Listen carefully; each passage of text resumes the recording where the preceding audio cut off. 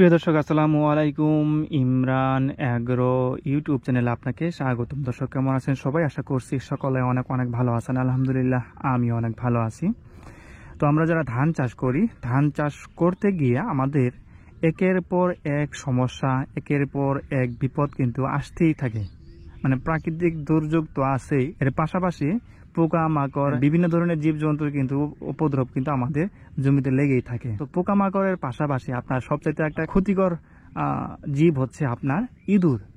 এই ইঁদুরও কিন্তু আপনার ফসলের 6 থেকে 7%, 8% পর্যন্ত আপনার ফলন কিন্তু নষ্ট করে দিতে পারে যদি আপনি দমন না করতে পারেন। এর থেকেও বেশিও আরো খারাপ অবস্থা করে দিতে পারে, মানে বেশি মানে একেবারে বেশি করে দিতে পারে। তো আপনাদেরকে বলছিলাম যে আমার একটা পরীক্ষামূলক প্লট তৈরি করছে এইবার। তো ওই প্লটেও কিন্তু আপনার ইঁদুরের উৎপাত বেড়েছে। ইঁদুরের উৎপাত দেখা মাত্রই আমরা ব্যবস্থাপনাগুলো নিয়েছি এবং সফলভাবেই কিন্তু আলহামদুলিল্লাহ বলা যেতে পারে অনেকটাই নিয়ন্ত্রণে নিয়ে আসছি। তো ওইটা শেষ না হতেই আমার আরেকটা জমিতে কিন্তু ইঁদুরের উৎপাত বেড়েছে। তো চলেন আজকে আমরা সেই জমিতেই যাচ্ছি ইঁদুর নিধনের জন্য। আমরা ইঁদুরের ফাঁদ তৈরি করব, ইঁদুরের মরণ ফাঁদ তৈরি করব।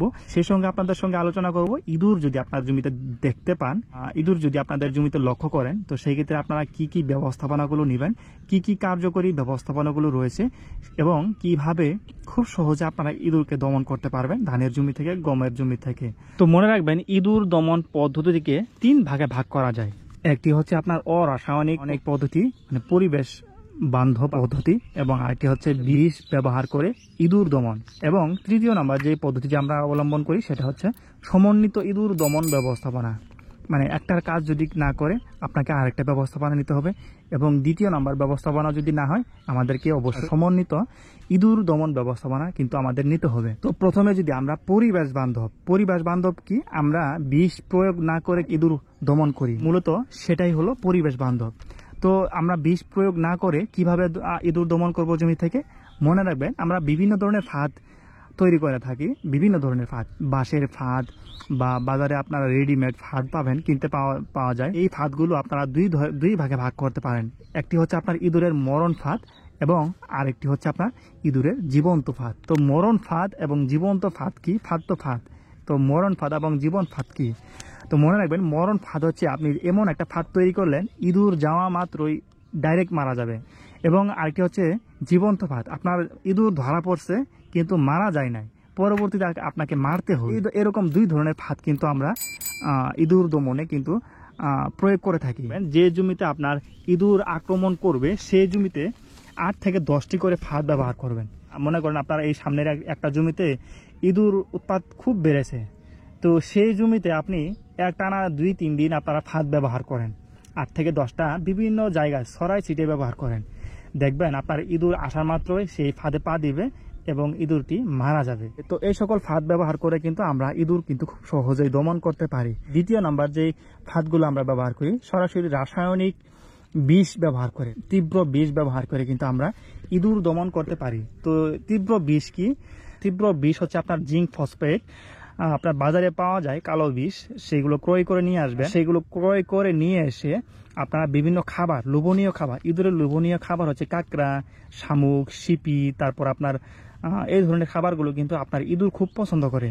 তো এই সকল খাবারের মধ্যে যদি এই জিঙ্ক ফসফেট আপনার যদি অল্প পরিমাণে মিশিয়ে সুন্দর করে আপনারা বিভিন্ন জমির যে জমিতে আপনার ইঁদুরে আক্রমণ করেছে সেই জমির বিভিন্ন জায়গায় ছড়াই ছিটিয়ে যদি এই বিষ মাখানো খাবার যদি ছড়াই ছিটিয়ে রাখেন, রাতে যখন ইঁদুর আসবে সেই বিষ যদি হালকা পরিমাণ ঠোঁটে যদি লাগে বা হালকা যদি মুখে চলে যায় কোনো ভুলক্রমে, ইঁদুর কিন্তু তাৎক্ষণিক বা কয়েক মিনিটের মধ্যেই কিন্তু মারা যাবে। তো এই তীব্র বিষ ব্যবহার করেও কিন্তু আমরা ইঁদুর জমি থেকে কিন্তু দমন করতে পারি। এর পরবর্তীতে আপনারা গ্যাস ট্যাবলেট ব্যবহার করতে পারেন। বাজারে গ্যাস ট্যাবলেট পাওয়া যায় ইঁদুরের, যেমন অ্যালুমিনিয়াম ফসফেট গ্যাস ট্যাবলেট, সেগুলো পাওয়া যায়। এই গ্যাস ট্যাবলেট আপনারা যদি দেখেন, আপনাদের জমিতে যদি গর্ত দেখেন ইঁদুরের, সেই গর্তের মধ্যে এই গ্যাস ট্যাবলেট ঢুকিয়ে দিয়ে উপর থেকে মাটি দিয়ে গর্ত বন্ধ করে দিবেন।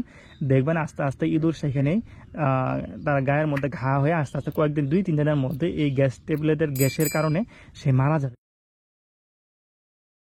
এটা হচ্ছে কালো বিষ। এইরকম কালো বিষ আপনারা ক্রয় করে নিয়ে আসবেন। এটা খুবই অল্প, এটা আমি 10টা দেখে নিয়ে আসছি, এই যে অল্প পরিমাণ 1 চিমটি। তো এটাই আমরা কিভাবে এখন শামুকের মধ্যে দিব সেটা আপনাদেরকে দেখাবো, সঙ্গে থাকুন। তো এই যে একটা শামুক, এরকম মানে একদম জীবিত শামুক নিয়ে আসবেন আপনারা।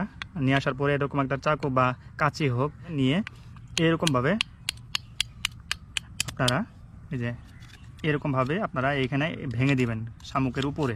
এই শামুক যে এখানে একটা গর্ত হলো, এই জায়গাতে আমাদের মূল কাজ হচ্ছে আমরা এখানে এই যে হালকা পরিমাণে বিষ, ইঁদুর মারার যে বিষ, সেটা আমরা এখানে দিব। দেওয়ার পরে এই যে এটা হচ্ছে চাকু, এটা দিয়ে আমরা হালকা একটু নাড়াচাড়া করে নিব। নাড়াচাড়া করে নিয়ে বিষটা একটু মাংসের মধ্যে, এই শামুকের মাংসের মধ্যে মিক্সিং করার চেষ্টা করব। তো এটাই আপনার ইঁদুরের খাবারের তালিকায় মানে প্রধান চয়েস এই শামুক। এটা খুব পছন্দ করে আপনার ইঁদুর। তো এটার মধ্যে যদি আমরা এইভাবে বীজগুলো সুন্দর করে দিতে পারি, রাতের বেলা যখন ধান কাটতে আসবে তো ধান কাটা বাদ দিয়ে কিন্তু এটাই খাবে। আর যখন এটাই সে খেতে পারবে পুরোপুরিভাবে, তখন কিন্তু ইঁদুর 100% মারা যাবে। তো আমরা এই যে আরও কিছু শামুক এইরকমভাবে বিষ ঢুকিয়ে দিচ্ছি। আপনারাও আপনাদের জমিতে যাদের ইঁদুরের উৎপাত বেড়ে গেছে দেখতে পাচ্ছেন বা আলামত শুরু হয়ে গেছে, তো অবশ্যই দ্রুত সময়ের মধ্যে এই পদক্ষেপগুলো নেবেন।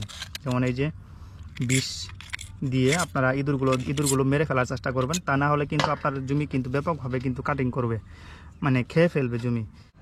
তো এই যে দেখতে পাচ্ছেন এইখানে কিন্তু ইঁদুর নষ্ট করে ফেলছে এরকমভাবে, দেখেন।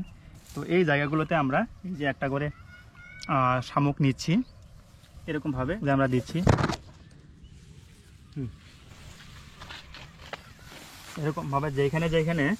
এরকমভাবে যেখানে আপনার ইঁদুর কাটছে, এরকম ধান যেখানে কাটছে, সেই জায়গাগুলো দেখে আপনারা এরকমভাবে শামুক রেখে দিবেন। তো ভিডিওর বাকি অংশে আমরা রিভিউ নিয়ে আসলাম।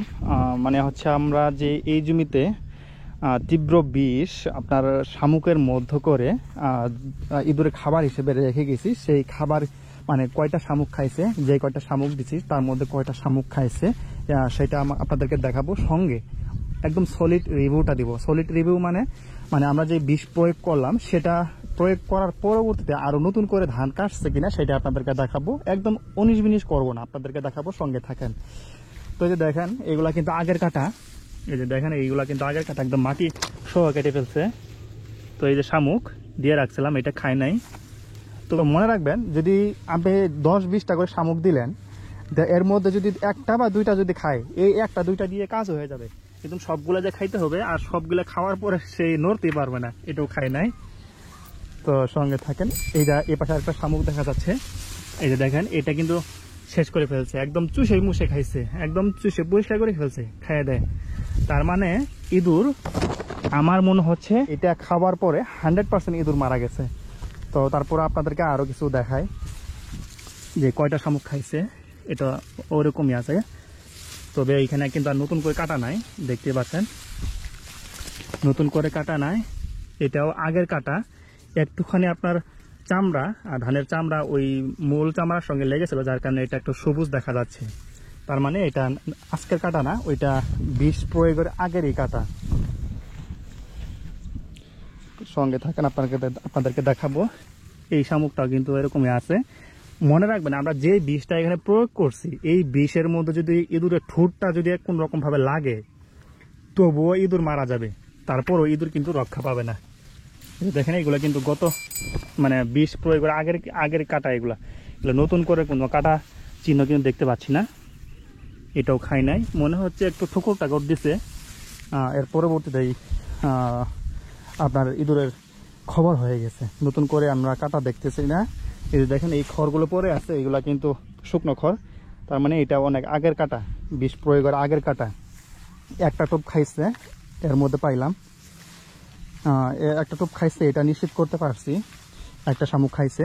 তো আমরা জমি ঘরে যতটুকু বুঝতেছি, নতুন কোনো কাটার চিহ্ন বা নতুন কোনো কাটার খড় দেখা যাচ্ছে না।